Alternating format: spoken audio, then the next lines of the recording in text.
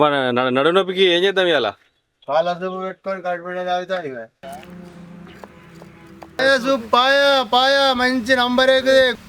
మిరియాలు మంచిగా ఇలా మంచిగా గట్టిగా పోయాలి. మిరియాలు పెద్దగా దంచి పోయితే దగ్గవర్షం ఉంటది. ఇవో మంచిగా ఉడకబెట్టుకొని ఇట్లా మంచిగా మరగబెట్టుకోవాలి, మంచిగా ఉడికేదాకా. ఉప్పు తగినంత వేసుకోవాలి. సగం ఉడికినాక కొన్ని టమాటాలు వేసుకోవాలి. అత్తడట ఇట్లా మంచిగా దగ్గరికి వచ్చేదాకా ముక్క ఉడికేదాకా ఉడికించుకోవాలి. ఎంత మంచిగా ఉడికినాక కొత్తిమీర వేసుకోవాలి. పాయ సూప్కు మిరియాలు మంచిగా ఉంటుంది. మిరియాలు అప్పుడు వేసుకుంటే మస్తు ఉంటుంది. సూప్ దగ్గరికి వచ్చింది మంచిగా. ఏమాత్రం ఉండాలి తాగాలంటే. ఇక దించుతాను, ఇక అయిపోయింది. టేస్ట్ చూస్తా ఎట్లుంటుందో.